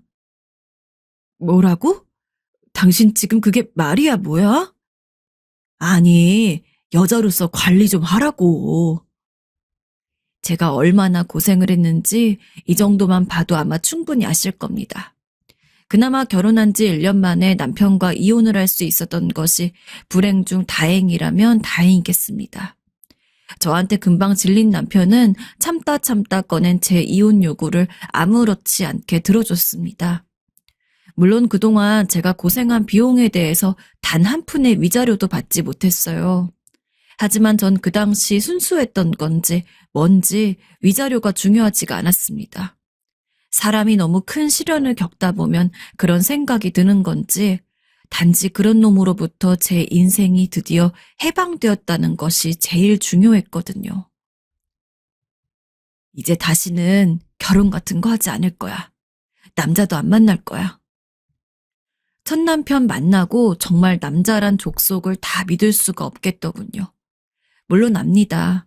이 세상에 좋은 남자들도 많고 자기 아내면 죽고 못 살아서 이것저것 잘해주고 가족을 지켜나가는 것에 대한 책임감 있게 구는 남자들 세상에 많다는 걸요. 그런데 이런 건 저로선 머리론 이해한다고 하더라도 가슴으론 이해하지 못하는 거거든요. 제가 남편과 이혼을 했을 때가 33살이었습니다. 그래도 네 나이가 아직 많지도 않은데 다른 사람 한번 찾아봐야 되지 않겠니? 그래, 너 지금이야 전 남편이 너무 싫으니까 혼자 있는 게 좋다고 하지? 나중에 더 나이 먹고 그러면 분명히 외로워진다? 그때 가서 후회하지 말고 지금부터 잘 한번 생각해봐. 그러나 주변 사람들은 제가 다른 사람과 다시 한번 결혼 생활을 하길 원했습니다. 가족들도 그렇고 친구들도 그렇고 절 만나는 사람들이 모두 다 결혼 타령을 하니 아주 결혼이란 단어에 알러지가 생기겠더군요. 그래도 매번 단호하게 나는 결혼 같은 거 생각 없으니까 그런 이야기에 절대 하지 말라고 못을 박아두니 나중에 가서는 제게 결혼에 대해 요구하는 사람도 차차 줄어갔습니다. 물론 저도 그 당시에 나중에 시간이 지나면 언젠간 외로움을 느낄 수도 있겠다는 생각을 하긴 했어요. 그렇다고 하더라도 그 지옥 같은 길을 제 발로 다시 걸어서 들어간다는 건 제게 있을 수가 없는 일이었죠. 그렇게 거의 7년간을 혼자 살았습니다. 요즘 젊은 사람들처럼 능력이 많은 건 아니지만 그래도 어떻게 살다 보니까 나 하나 정도는 어떻게든 감당할 정도가 되었습니다. 풍족하진 않았지만 여자 혼자가 살기에 아주 빠듯하지도 않은 그런 평범한 생활을 했습니다. 그러다가 한 남자를 만났습니다. 40이었던 제 나이에 비해 2살이 더 많았던 사람이었습니다. 당시 제가 있던 식당에 자주 오는 단골 손님이었어요. 그 손님은 식당에서 저를 처음 본 순간부터 저에게 이성적인 관심을 표했습니다. 이따가 시간 되면 저녁에 밥이라도 한 끼 같이 하죠. 아니요. 일 끝나면 피곤할 것 같아서요. 마음만 감사히 받겠습니다. 하지만 저는 그런 남자를 계속해서 거부했습니다. 가끔 가다가 자판기에서 뽑아왔다며 건네주는 커피 한두 잔이나 어쩔 수 없이 받아 먹었고 그 외에 밖에서 만나자는 요구를 할 때면 피곤하거나 바쁘다는 핑계를 대면서 한 번도 따로 만나지 않았습니다. 그 남자가 마음에 들고 안 들고와는 별개의 문제였어요. 그냥 애초에 남자를 만날 생각이 없는 저였기 때문에 저한테 관심을 보이는 사람에게 어떤 여지를 주고 싶지가 않았습니다. 하지만 그럴수록 남자는 제게 더 적극적으로 대시를 했습니다. 당시 식당 사장님이 아이고 저렇게 미금 씨가 좋다고 하는데 한 번만 만나줘. 밥 한 번 먹는다고 어디 다른 거 아니잖아. 라고 할 정도였어요. 아니에요. 사장님, 저는 별로 마음에 없어요. 하지만 말은 그렇게 했어도 그쯤 되니까 저도 그 남자가 신경이 안 쓰일래야 안 쓰일 수가 없더군요. 차라리 아예 인간적으로 별로 마음에 안 드는 사람이었다면 이런 고민도 안 했을 겁니다. 하지만 당시 식당에 와서 밥을 먹고 가끔 얘기를 하는 모습을 보면 그래도 제법 배운 사람 같고 그리 나빠 보이지가 않았다는 게 문제였습니다. 정말 딱 한 번만 만나볼까? 그래, 한 번만 보고서 아닌 것 같으면 그때 바로 거절하자. 그러면 그 남자도 다시 나한테 만나보자는 이야기 안 할 거야. 결국 저는 그 남자가 저에게 대시를 시작한 지 약 반년 만에 그 남자와 처음으로 만날 결심을 했습니다. 지금 생각해보면 어떻게 해서든 그때 그 사람을 만나지 말았어야 했는데 남자는 참 매너가 좋았습니다. 제가 평소 좋아하는 음식을 기억하고서 맛집으로 데려가기도 했고 이야기를 하는 내내 유머가 있기도 해서 정말 오랜만에 다른 사람이랑 웃으면서 대화를 하는 시간이었어요. 그렇게 만나고 나니까 더 심란하더라고요. 그 남자는 데이트 내내 저와 결혼을 전제로 만나고 싶다는 말을 계속했고 저도 그 남자가 어느 정도 마음에 드는 이상 이전처럼 무작정 거부만 하고 싶지가 않았습니다. 결국 저는 그렇게 그 남자와 2번째 결혼을 택하게 되었습니다. 그리고 첫 번째 결혼에서 없었던 아들까지 낳았죠. 평생 다시는 결혼을 하지 않을 거라고 생각했기 때문에 내 핏줄을 타고난 자식이 있을 거란 생각은 한 번도 안 해봤는데 막상 배 아파서 아이를 낳고 나니까 그 기분은 이루 말할 수가 없었습니다. 출산을 해보신 어머님들은 아실 거예요. 내 자식이 처음으로 이 세상 빛을 본 순간 얼마나 감격스럽고 벅찬 마음이 드는지 저도 그랬습니다. 그리고 그때까지만 해도 재혼한 남편이 워낙 가정에 충실하고 제가 없으면 못 살 것처럼 구는 통에 전 이대로 아들과 남편과 셋이서 한 가족이 영원히 행복할 거라고 믿었습니다. 그러나 당신 오늘 또 늦게 들어온다고? 아니, 농사 지을 것도 다 끝났는데 무슨 일이 있다고 맨날 나가. 또 일한답시고 친구들이랑 술 마시고 들어오려 그러는 거지?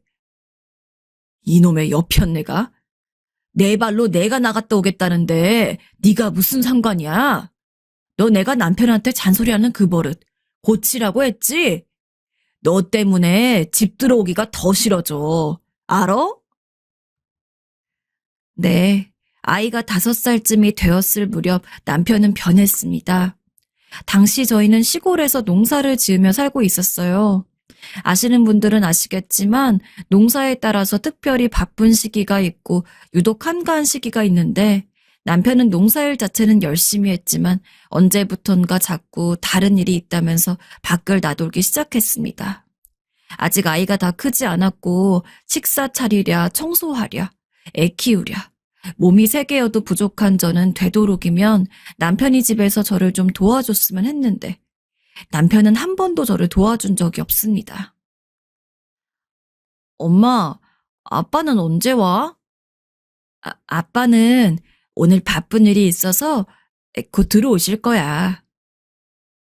아이가 물으면 이렇게 대답하는 수밖에 없었어요. 차라리 집에나 있었으면 눈에라도 보이니 안심이라도 되지. 매일같이 밖에 나가니까 어디 있는지도 모르겠고 남편은 한번 밖에 나가면 연락이 되질 않았습니다. 친구들이랑 술을 마시고 들어오는 게 뻔했죠. 아니 그럴 거면 애초에 친구들이랑 술 마시러 만난다고 하던가. 왜 일을 하고 오겠다고 얘기를 하면서 나가선 아무 말도 없이 새벽 늦게 들어오는지. 하루하루 속이 터졌습니다.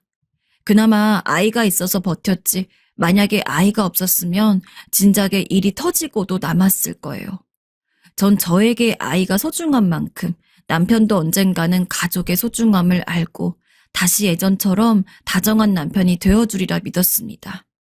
하지만 남편은 시간이 가면 갈수록 점점 더 집에 붙어있는 시간이 줄어들었고 급기야 저에게 들키기까지 했어요. 숨길 생각도 안 하더군요.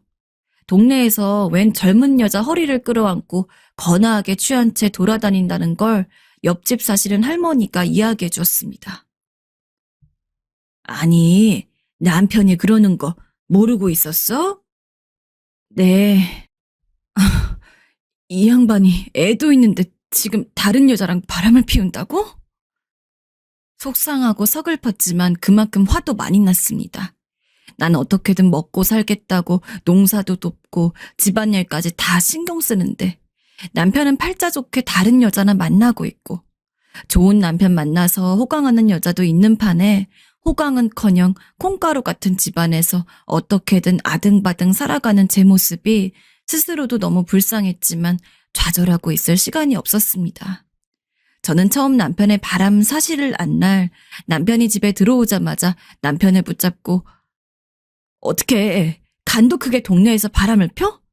나 쪽팔리고 부끄러울 건 생각도 안 해? 라며 소리를 질렀고 남편은 그런 저에게 적반하장으로 네가 여자답고 지고지순해야 나도 집 들어올 맛도 나고 내가 바람을 안 필 거 아니야. 너 같으면 너랑 살겠어?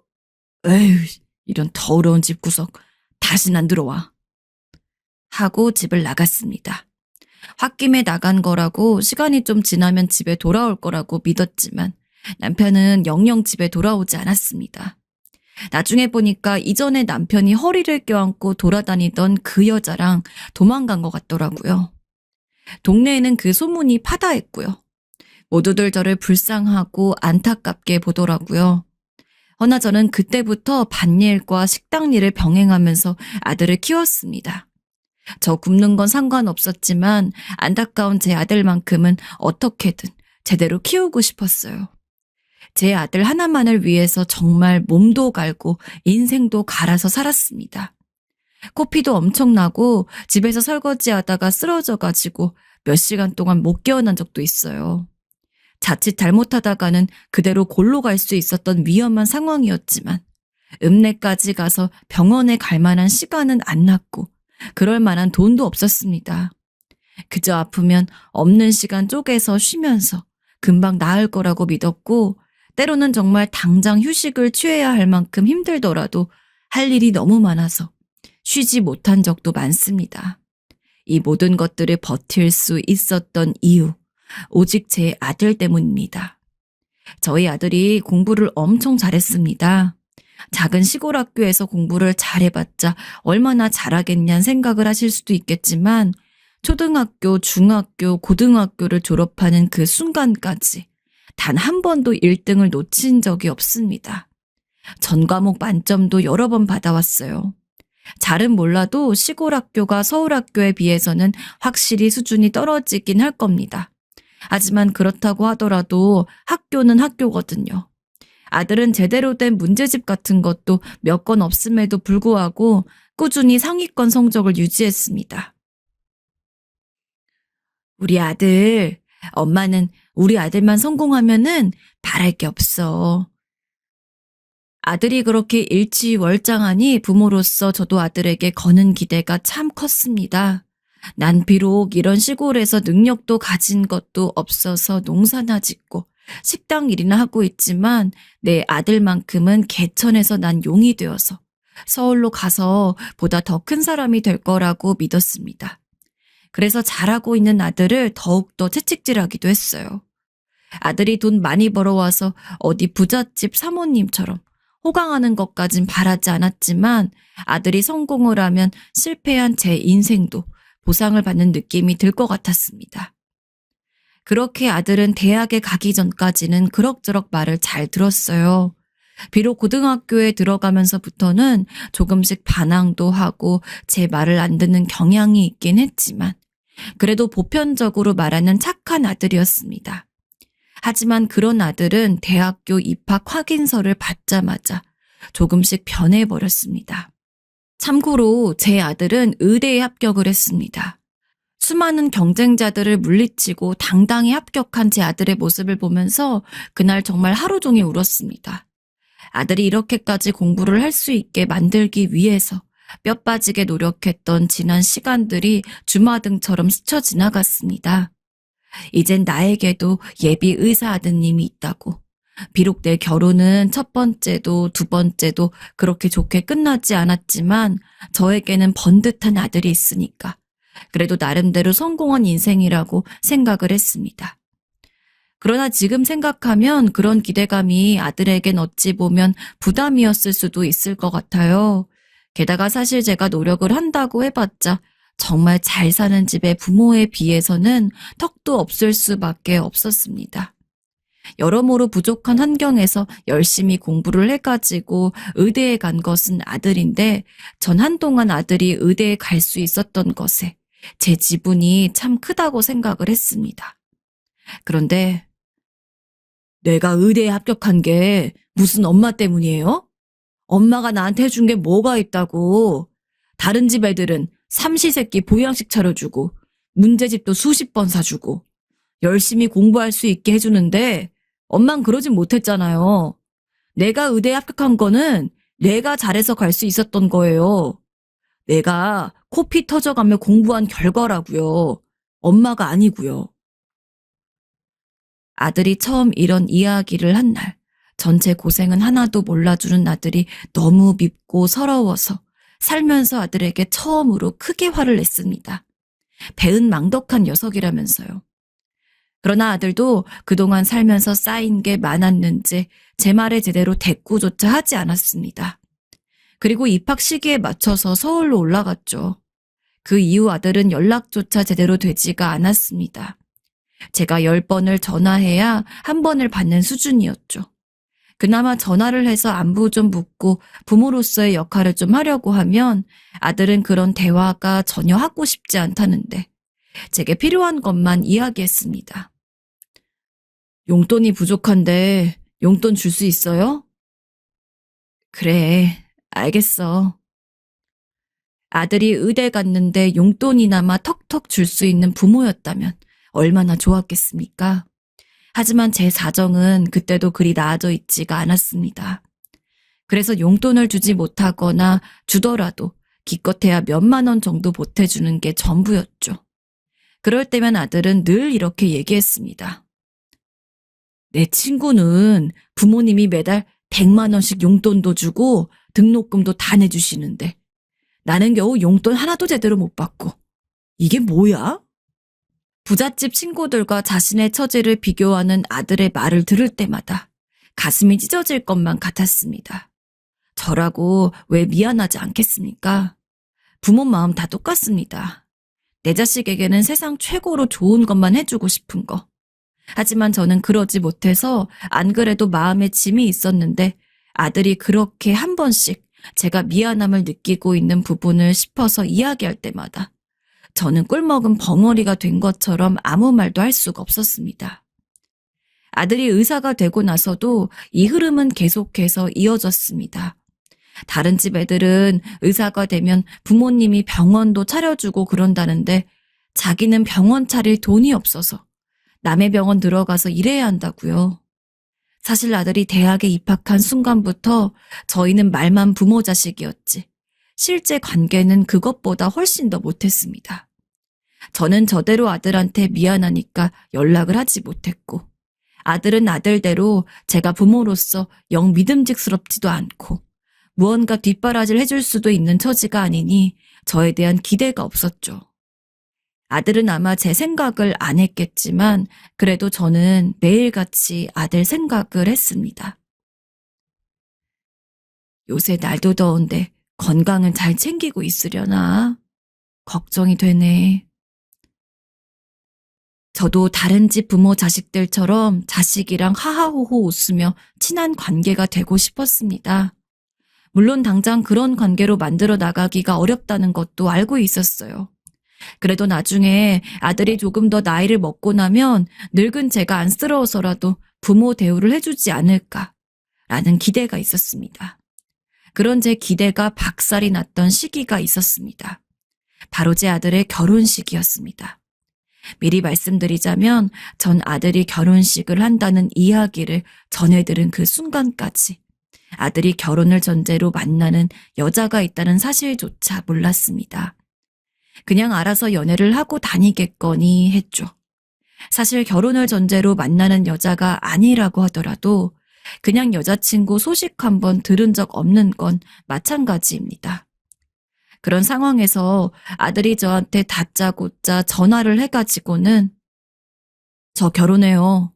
그런데 사정이 있어서 결혼식은 따로 안 할 예정이에요. 그러니까 엄만 그냥 저 결혼하는 것만 알고 있으세요. 라며 이야기를 하는데 아니 무슨 아들놈 결혼식을 이렇게 통보받는 어머니가 어디 있습니까? 정말 그 전화를 받는데 오묘한 감정이 밀려오더라고요. 난 도대체 아들에게 어떤 존재인지 그렇게 힘들게 키웠건만 수치심과 이상한 생각들이 제 머리를 잠식해 갔습니다. 전화가 끊기고도 한동안 상황 파악이 안 돼서 벙쪄 있다가 다시 급하게 아들에게 전화를 걸었습니다. 아니, 결혼할 여자가 있다고?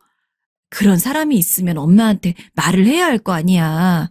엄마가 돼가지고는 며느리가 있는 것도 몰라서야 되겠어? 결혼식은 안 하더라도 한번 인사는 하러 와. 엄마가 맛있는 거 차려둘게. 와이프 될 사람 외국에서 유학 중이에요. 지금 당장 한국으로 올 수도 없을 뿐더러 워낙 바쁜 사람이라 인사는 힘들어요. 부모가 엄연히 있는데 결혼을 혼자 정한 것도 그렇고 심지어는 며느리 얼굴조차 볼 수가 없다는 게 마음이 좋지 않았지만 아들이 그렇게 이야기하니까 별 수가 있나요? 전 그러면 혼인신고하고 나서 꼭 한번 소개를 해달라고 당부했습니다.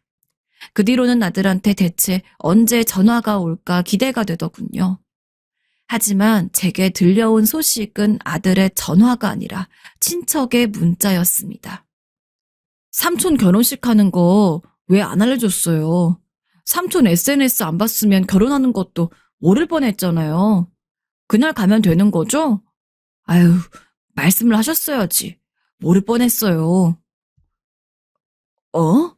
결혼식을 한다고? 아니, 분명 제 아들은 결혼식을 안 올리고 그냥 혼인신고만 한다고 이야기했는데 갑자기 결혼식이라니. 저는 처음 듣는 소식에 놀라서는 무슨 결혼식이냐고 물어봤습니다. 그랬더니 친척이 제 아들이 SNS에 청첩장 사진을 찍어 올려놓고는 자기 결혼한다고 결혼식에 와달란 식으로 글을 남겼다고 하더라고요. 저 인터넷 스마트폰도 잘 못하는데 어떻게든 묻고 물어서 그 글을 확인해 봤습니다. 친척이 잘못 안 것이길 바라면서요. 그러나 아들은 정말로 결혼식을 하는 상황이었습니다. 이미 식장도 잡혀 있었고 당연한 이야기지만 날짜도 잡혀 있었고 대충 다른 사람들이랑 대화한 내용 같은 걸 보아하니까 이미 어지간한 사람들한테는 청첩장도 나누어 준 것 같았습니다. 진짜 아들만 보고 살았는데 제 모든 게 무너졌습니다. 다른 사람도 아니고 부모인 제가 결혼식을 몰랐단 얘기는 아들 입장에서는 저를 애초에 혼주석에 앉힐 생각조차 없었단 거였죠. 다른 거는 아들이 말하는 대로 그냥 무조건 다 들어주었고 가끔 아들이 너무 속이 상하게 말한다고 하더라도 그만큼 제가 부족함이 많은 부모였으니 그 죗값이라고 생각하며 참았습니다. 하지만 이 결혼식은 도저히 아니더라고요. 그래, 설마 내가 부모인데 결혼식에 갔다고 해서 화라도 내겠어? 그래서 저는 관광버스 2대를 빌렸습니다. 그리고 저희 친척을 포함해서 제가 아는 사람들을 잔뜩 불렀어요.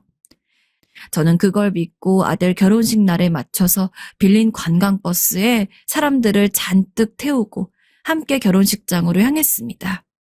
내심 아들이 결혼식장에 방문한 저를 보면서 저에게 결혼식 사실을 숨긴 것에 대해서 찔리고 미안해하기를 바라기도 했고 또 한편으로는 인생에 한 번뿐인 결혼식 날이니 많은 사람들의 축하를 받으면 좋으니까 하객들을 잔뜩 데리고 간 저에게 고마워하기를 바라기도 했습니다. 하지만 제가 사람들을 데리러 우르르 결혼식장에 들어갔을 때 이미 시간은 어느 정도 진행이 되고 있었습니다. 줄에 보는 사람도 놀라고 이미 일찍 들어와서 아들의 결혼식을 보고 있었던 하객들도 웅성거렸습니다. 누구세요? 그리고 며느리 부모님으로 보이는 여자가 일어서선 저에게 물었습니다. 전 제가 아들의 엄마라고 이야기를 하려고 했지만 순간 문득 눈길이 간 혼주석을 보고서 아무 말도 할 수가 없었습니다. 아들 쪽 혼주석에는 웬 남자랑 여자가 앉아 있었거든요. 아들은 저에게 결혼식에 대해서 이야기를 안 하고 부모를 연기해주는 사람들을 불러와가지고는 저 대신 부모님인 척 앉혀놓고서 결혼식을 진행하고 있던 겁니다. 그 순간 저는 제가 아들의 엄마임을 이야기를 해야 할지 안 해야 할지 엄청난 갈등을 겪었지만 분위기상 제가 누구인지를 명확히 밝히는 수밖에 없었고 결혼식은 아수라장이 되고 말았습니다. 사돈댁은 소위 말하는 격식이 있어 보이는 사람들이었는데 제가 어머니란 이야기에 놀라 자빠지더군요. 처음 보는 얼굴의 며느리는 대체 이 상황이 어떻게 된 건지 몰라서 혼란스러워하고 있었고 아들은 마치 들키고 싶지 않은 걸 들켰단 표정이었습니다. 정말 그때 그 결혼식 상황을 글로 어떻게 표현해야 될지 모르겠군요. 여기저기 웅성거리는 소리, 아들의 표정, 그리고 며느리 사돈댁 표정. 그리고 저는 동네 사람들에게도 창피하고 정말 몸둘 바를 모르겠더라고요.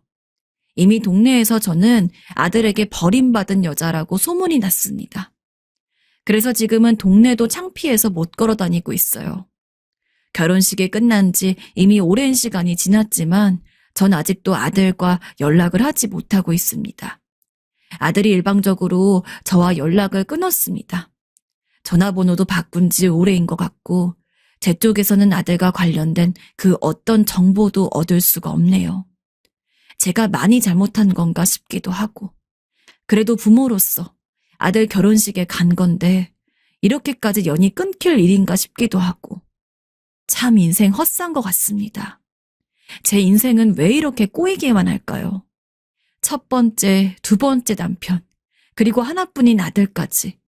정말 저 너무 외롭습니다. 정말 어느 누구에게라도 의지받고 싶습니다. 정말 살고 싶습니다.